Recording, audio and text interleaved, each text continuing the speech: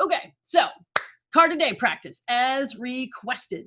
Again, for anybody just joining us, I'm Madam Onça. I apologize for the slow start, but you know, that's what happens when you're dealing with tech. Facebook calls me Lauren O'Leary, which honestly, nobody calls me Lauren O'Leary except the bank. Even my mother called me Onça, but you can also call me, hey there, you with the chicken, because that's also me. I'm an artist, witchy lady, an entertainer. I made the World Spirit Tarot, which is this thing here.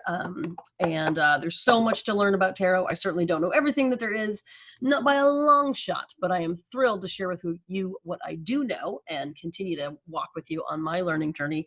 Fascinatingly, tonight I found all of my original binders. These are all my old study binders for learning tarot stuff. I've got an entire box of them here. So I'm going to go through them and relearn all the things I've already forgotten. If you have more questions about tarot specific stuff, you're welcome to get in touch with me all week long. This is what I'm doing. And I have a snazzy new website, theworldspirittarot.com. Plain old worldspirittarot.com is some oracle site in Spain. I don't know why. So I had to go with the World Spirit. Okay. So in these classes, we have discussed in passing the benefits of having a card a day practice, and we're going to dig in a little bit further into that concept right now. Some of the benefits of the card a day, of course, you get to know the cards as individuals. That is one of the biggest benefits, of course. You get to know that you get to see them over and over and learn their qualities and recognize their images, and you begin to get a resonance with them as if you ran into the same neighbors every day on a walk. You know, eventually you know their name, and eventually you know the name of their little dog, and you know something about their mother. Like, building relationships with the tarot cards is very much like getting to know the folks in your neighborhood. If you live in a big neighborhood or a big apartment building, you may see the same people over and over and not see other folks very often at all. That's what it's like doing the card a day. You're going to get to know everybody eventually. You start to see, if you do card a day, how the cards begin to fit together. If you don't already have your own sort of reading style, your protocol, as we discussed in the previous episode, as it were, in the previous class, your own methodology of, what do you shuffle and what are you thinking and what are you breathing and how do you ask your questions, that whole personal ritual or protocol can flow out of having a daily practice. And you will also see your own extended reading unfold over time, which is a very cool thing. So step 1, get a tarot deck, or 3, get a book, or maybe 3. And if you're a person who doesn't mind writing, then get yourself a journal, something that you can write in. If you're really into having a nice journal and a nice pen, that's a whole thing. Like, get yourself something that will be satisfying and feel sort of magical for you, as it were, to enter into that space. You want something to write in. If you're not a writing person, you can even use some sort of voice to text, technology. We live in this time, but you want to have something to work with. From there, you're going to pick a method. You can pull a card a day for a month and see what happens. You can do it for a year. Or you can start at the other end. Like, this is the sort of random, intuitive way.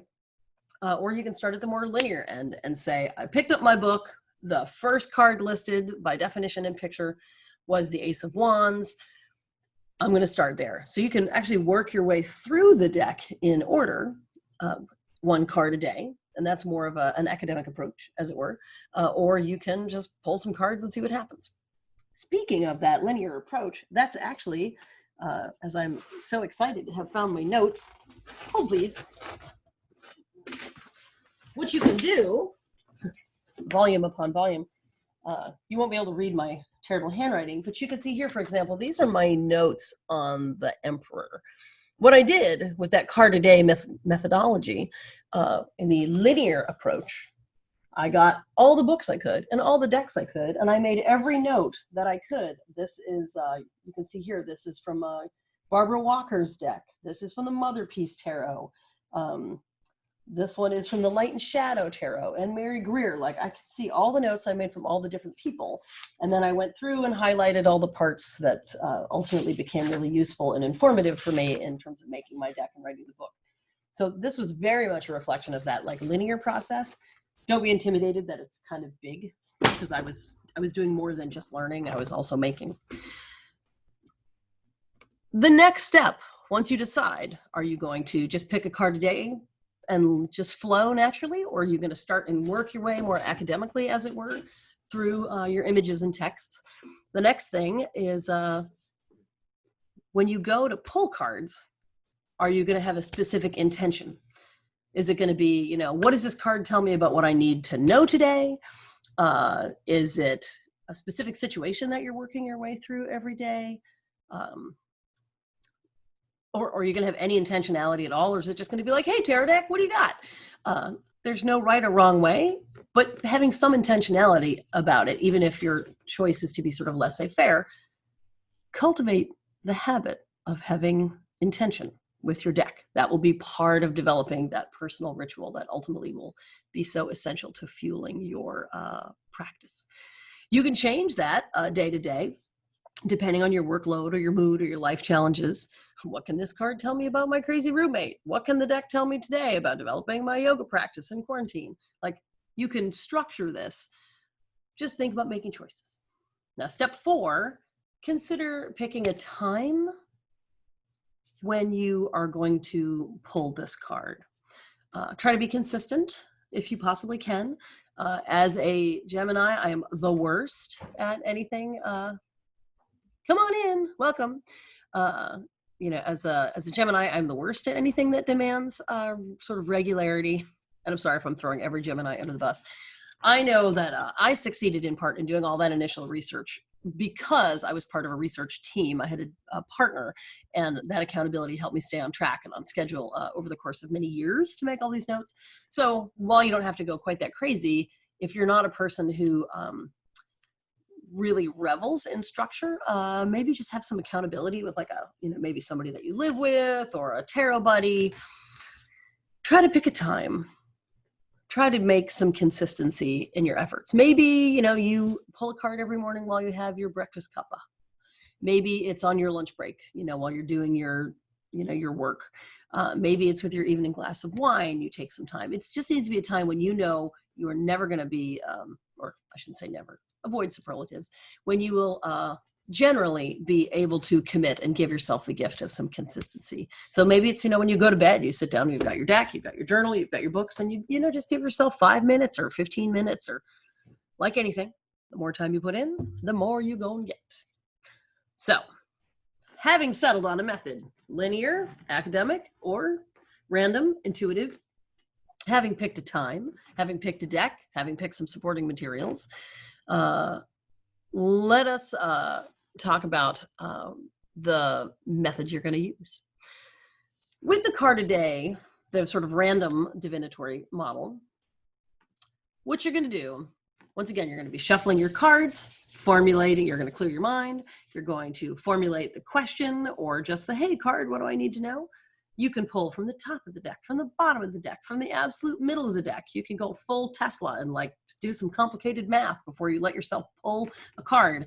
I actually had somebody contact me. It was the cutest thing ever. Maybe it's one of you, I don't know, who lets their cat pick. They actually fan them out, and then their cat fishes a card out for them. It's the cutest thing I've ever seen. So, find out, pick a way to get to select your card. Look at your image, whatever it is. Take some time with what you see before you read about it. What does it look like? Are there stars? Are there light bodies? Are there creatures of nature? Is it a suit? Does it represent something? Does it give you good feelings or bad feelings? Does it remind you of your mom or your creepy uncle? Is it just totally inscrutable for you and you really are not sure what you're looking at? Once you have made some observations of your own, I encourage you to jot them down. Like, that's your first impression. Like, you just met somebody in the neighborhood. Like, I met somebody today and there were 7 stars and they had a really cute bird with a long beak, but I'm not really sure what they were about. And they were wearing no pants. That's a description of the star card, by the way. Make a note about it and then get your books out and then read what the card is supposed to be telling you. Most of the cards over the centuries have evolved that we can sort of tell what they're about by looking at them and knowing something basic about the math. And something basic about the suit and the elements. There's a few where you go, I never would have guessed that. So make a few notes about that. Like you saw what I did there, where I've got Barbara Walker's notes and I've got Mary Greer's notes. Just make a few for yourself. Again, study that imagery, and does it look like it was supposed to? Does it look like anyone you know? Does it give you good feelings or bad feelings? Also make a note of that. You may find that by the 10th time you get this card in your own personal reading, your feelings about it have changed.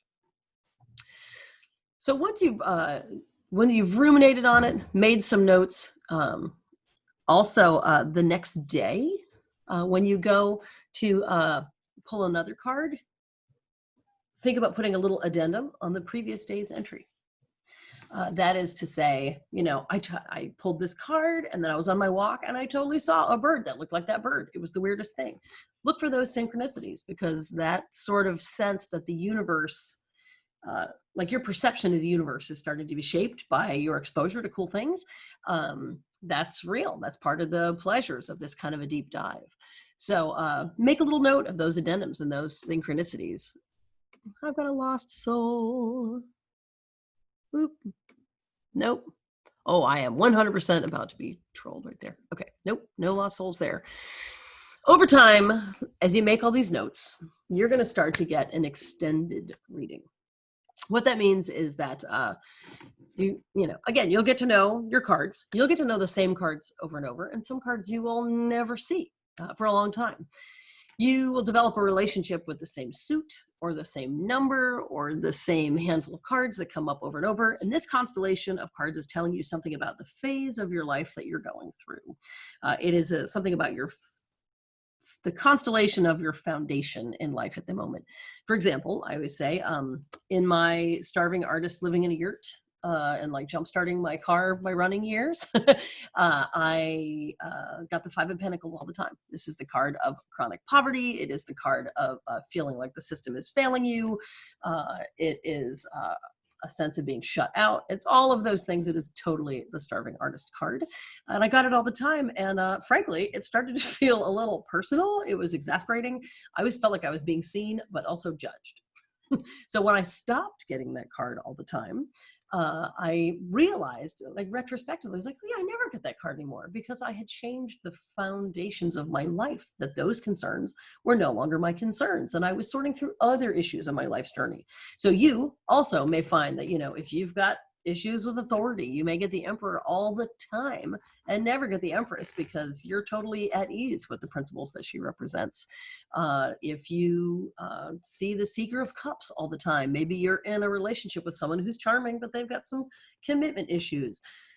You will see, as you mark these down in your journal, sort of the longer journey that you're on. And when I made my deck, I was able to do this over the course of 5 years of carving them. And I actually got like the longest reading ever, because I could only draw and execute the cards in the order that I could grasp them on a Gnostic level, like on a deep and personal level. Speaking of which, I got the Emperor, couldn't even do the Emperor till like the end, because I had significant issues with my father. Got him sorted out, finally got the card done. So the extended reading is part of the pleasure of this card a day business. The upside of this method is you get to know certain cards really well. The challenge is that some of them you're not going to see very often for a long time. So they'll remain strangers, or, sort of casual acquaintances rather than friends. You can change that by, if you've got time, you can tag team and do both the card a day, like divination method, like pull a card that's like, hey pal, tell me what I need to know today, and also pursuing the card a day linear method. And if you have questions, by all means, let me know. With the linear method, that again is basically what I did in my own preparations for making my work. In this approach, you're studying the cards, starting at the beginning of your book or at the beginning of your deck. Again, it's typically the Ace of Wands for whatever reason, probably because Western occultism is obsessed with willpower. And obsessed with the magic wand and, of course, the phallic symbolism thereof. So we usually start with the wands. You can start with whatever you want. But you can follow all the previous steps. When you get that card, you're going to go, all right, well, I'm going to study the Ace of Wands. What does it look like? How does it make me feel? What does it make me think of? I wonder why it has this particular symbolism. Why so many leaves? Why so many flames? Once you've already had a chance to make note of and jot down your thoughts, then you read about it and see what this author says and this author says and how it looks in this deck. Cross-reference in order to dig in. And don't do a ton at once, like literally doing, no more than a few a day will be plenty. You follow all of those same steps, and you're going to work your way through the deck all the way from stem to stern. And again, you'll find yourself all the way at the end with the major arcana going full through universe. When I give you a cautionary note to not do a ton at a time, individual results may vary. Obviously, it's a lot of individual data points to manage, and the meanings, as you saw, like one page of text, there was one card. So it's a lot of meanings to parse through and sort of assimilate. Just thinking about it is making me yawn. So one of the things that happened for me when I did a lot of this kind of work is that I didn't feel tired, but I yawned a lot and my eyes would water. Like just pouring water sometimes. Like I'd have to drink a ton of water in order to keep up with it. And not tears, not like sadness or anything. I'm to the contrary. But I think that the symbolic, like your dream brain, the part of your brain that is non-verbal, but is specifically there to interpret patterns and that kind of thing, doesn't get a lot of flexion in day-to-day life. And as you work it, it starts to fatigue. And so if I was working with my partner, Jessica Jucca-Godino, we would do all 4 aces in one day after doing a bunch of individual study, and then we'd work our way through them. And I would just be like exhausted and yawning and water coming out of my eyes. So just thinking about it is doing that. So it was great. It meant that it was really getting in there. But just know that like maybe do a card a day, maybe do 2 cards a day, see how you do and see how, how resilient you are. Now, the pro side of doing this strictly linear approach, ace through wands and working your way all the way through to the universe, you will get an overview of every card in the deck, and you may actually understand better, like I have seen all of the aces and I've seen all of the 4s and I've seen all of the 10s. I have seen how those relate to the structure in the majors. You may have a different, better sense of the sort of symbolic scaffolding that holds the entire deck together. But the con of just doing the linear approach is that you're not actually using the intuitive part of your brain to learn to read the cards. So if you've got enough time, you can totally lean into doing some of both. So now is the part where I definitely would like to hear some questions from you. You can chat them, or you can actually turn your camera on if you're willing, or just turn on your audio and let me know. Because I'm going to take a minute to yawn and just think about how intense that was. Okay. Anybody got anything to offer in there? I also have some other suggestions to make for you as far as other ways that you can work with the cards. So I will do that while you parse your thoughts. Meditating on the cards is another very useful way to spend more and different time with them. I always walk carefully through my classes somewhere between acknowledging that tarot is part of a very old occult tradition, because not everybody is here for that. And you can certainly enjoy cards without getting involved in all that, fuss and bother. They exist all on their own as a great tool. They are charged and charming, but not, but you only go as far with tarot as you want to, let's put it that way. However, they are part of this much larger sort of metaphysical tradition and practice. So meditating on the cards is another way that you can explore their capacity to do more with your symbolic brain. That can look like several things. You can meditate with them in the sense that you pick your card. Again, maybe it's a card a day. Maybe this is an extended technique that is on top of the reading, the book reading that you have been doing and so forth. Maybe you get your card, get a candle for some ambience, or plug in your fairy lights, whatever you need to do. Set the card where you can see it. Find yourself in some internal stillness. Get yourself seated comfortably. Oh, I'm not going to stop yawning the entire time because of talking about that process. Come on, brain. Incidentally, when you're yawning, it is oxygenating your brain to make you more effective in action. I hear somebody has a question or a comment. Hey, Onça, it's me again. It's Jennifer. Hey. Hi, Jennifer. So everyone's mileage may vary, but something I love to do with the cards is every day pick a card and look at it and try and figure out within that day or within that week how you can reflect upon it or embody it. And I'll give you an example is I pulled a card and it was the Six of Pentacles. So it was giving to society. Right. So I donated blood. Right. Yeah, absolutely. So, or if you pick a card and it's the Ten of Pentacles, then kind of think about a time of difficulty in your life, and if there was any resolution or healing you need to do around it. And the answer might be no. You might be able to look at that and be like, nah, I've got closure on that. But to feel into that, and as a physical witch, like that's kind of the space that I live in. Sure. Is when you live into these cards to try to figure out like how can this manifest in my internal or external life? Yeah.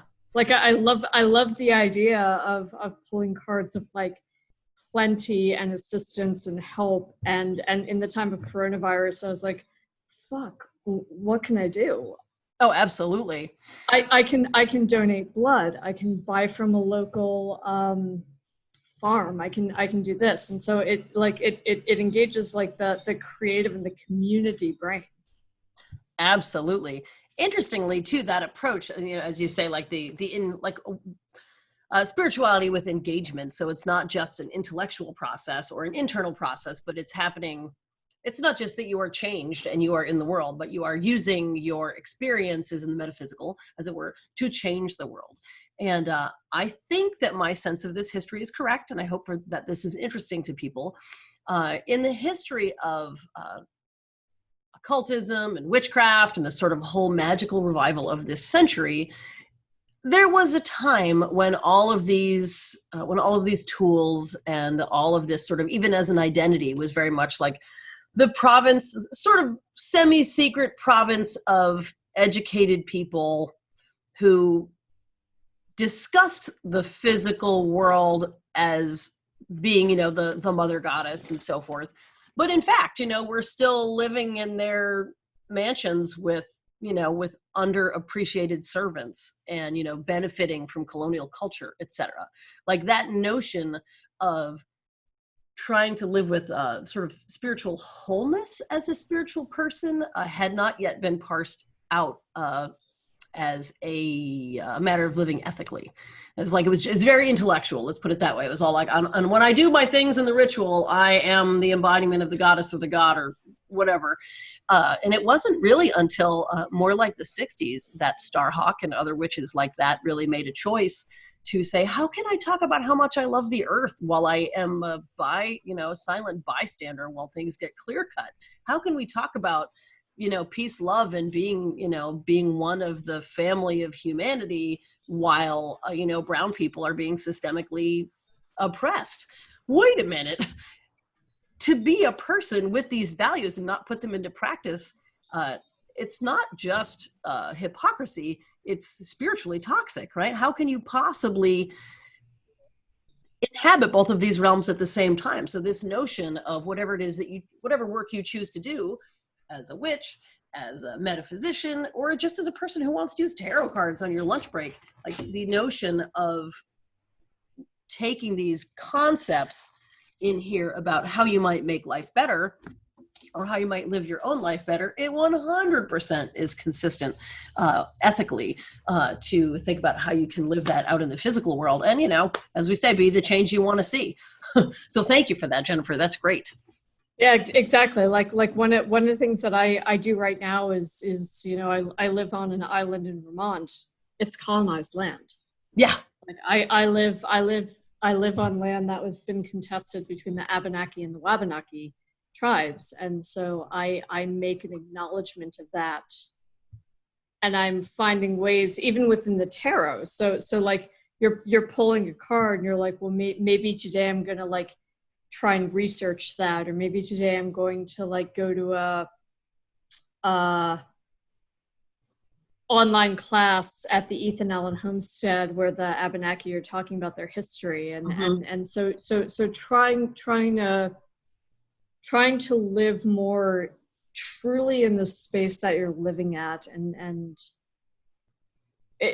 something that you do with your tarot is you've decolonized the tarot. Well, thank you. That certainly was my hope. And it's really fraught, I have to say, like, as I'm drawing this, this new, I want to read the comments and make sure everybody can, everyone's Yeah, heard. But, in doing this, like, it has always been my tendency with these to try to represent people of all body types and various sort of architectures and so forth, but it's so much more loaded around who is allowed to do what and what is appreciation versus appropriation. I find myself much more nervous to grasp the nettle of being like, well, I want to represent a full figured person who isn't white in this image. Do I get to do that now? Like, it's always been so fundamental to who and what I am. I want to do the right thing. Like, this guy, this, like, it's a Mongol, and I have been doing my research into what Mongols look like and what kind of tools they would have and so forth as far as I can. But it's a little bit more, we are all more challenged about what the ethics are of how to do the right thing, because lots of people have thought they were doing the right thing. Time will look at yeah, us. for So sure. how are they not doing more? And to wrap this thread up, I also want to mention that, of course, we are all, as we are, using these tools of tarot, and as we are talking about ourselves as spiritual people in one, sense or another, we don't all have the liberty to do all of the things. What that is for you to, be a more conscious resident of the planet or whatever, when you can't leave your apartment in Brooklyn, you may have very different parameters than going to give blood or going to support the local Indian reservation or so forth, Yeah, absolutely. support the first peoples. Like, everybody has to function within your survivable parameters right now and judge yourself kindly, because we're in an unprecedented time. So thank you so much for bringing all of that up. I want to check over here. Kelly said that she pulled the Eight of Pentacles today with the question about action in the presence for world healing. So, ooh, the Eight of Pentacles. Well, I always think of the Eight of Pentacles as being very much about being part of the chain of human events. Like, my understanding of that is very much, it's a hands-on, getting in there. In my version of it, there's an artisan, and there's an elder, and there's a little kid, and they're all there learning, working, and sharing information together. So for me, I think of that card being very much about trying to find ways to participate in, particularly cross generations and cross cultural opportunities to sort of weave it all back together and build some kind of new security in the world. So I don't know if that's helpful. Audrey, unfortunately, had to run and go milk some sheep right now because she's been making her own ricotta. So I hope that was helpful. Susan's been saying, like, I think we just need to evolve more. Everybody's still a baby in our magical evolution, increasing our vibrational status. When somebody else got it was 6, right? Or was it 8? That was the 6 of Pentacles. I'm sorry. I don't have my glasses.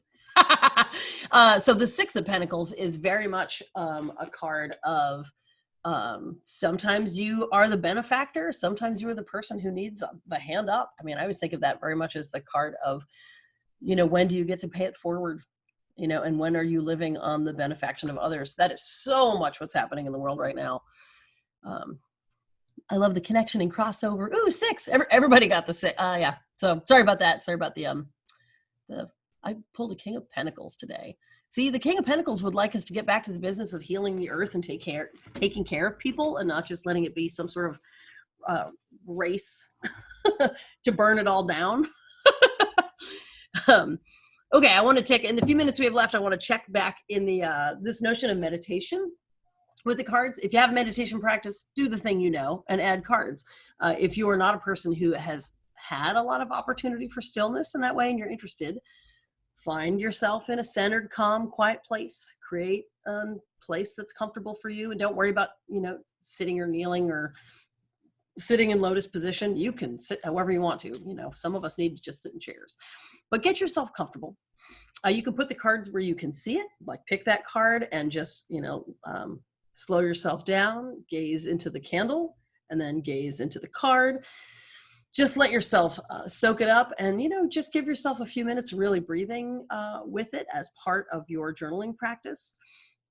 Again, the purpose being that you are shifting through your breath work, you're shifting your awareness, and that's going to make you more receptive to the symbolism. It's going to make you more receptive to sort of activating the archetypal power of the cards.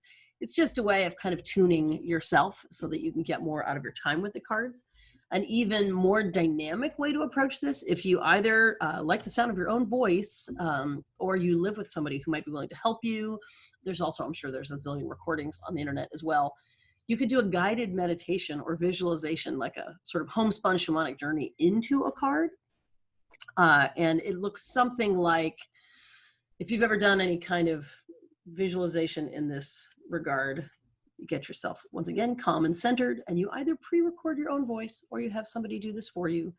Get clear on what cards you're doing. I did this exercise to come to grips with the Sibyls, to get to know the queens.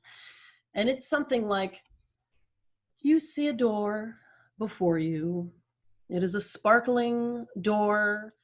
Through the door, you see an open landscape. As you come closer to the door, basically you walk yourself through and you're going to come out in the landscape of that suit. If it's the pentacles, it's probably, lush and dense, full of dense vegetative smells and all that sort of thing. You sort of just script a thing where you're going into what would be the place of pentacles. You come into, a leafy grotto and you see a figure seated on a throne. As you approach, take time to notice the expression on their face, notice what they're wearing, notice the things around them. And you give yourself permission to pull finer details out by doing sort of a journey within a journey. And you get there, you start to see all the things. You can, even in your imagination, you'll find yourself possibly able to have interactions. You can be like, hey, it's the King of Pentacles, so what's your jam?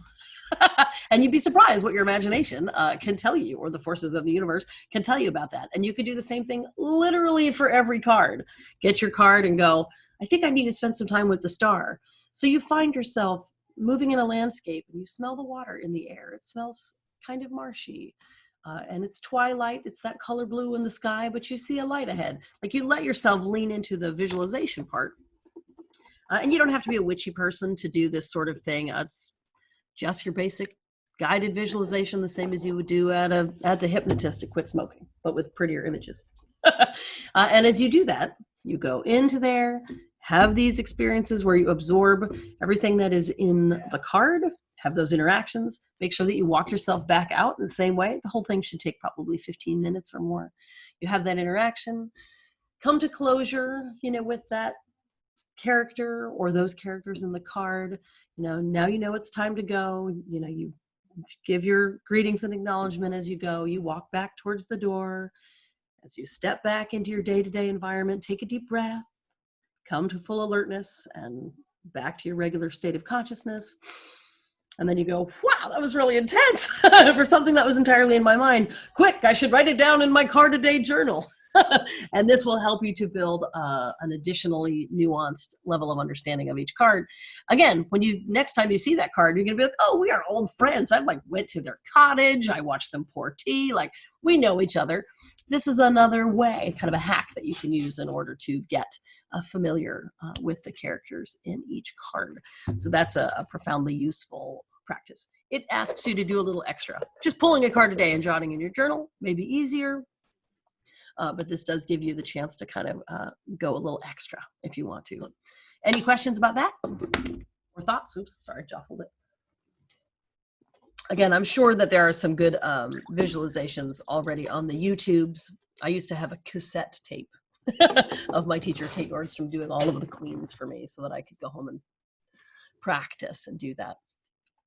In fact, if you are a person in this group who would like to be able to do this, with any of the cards, maybe just the majors, maybe just the people cards. If it's something that you're interested in, and it is difficult for you to listen to the sound of your own voice, then some of you might be willing to do recordings on your phone, voice memo, for each other. And the reason I mentioned that about your voice, it's not that we have annoying voices.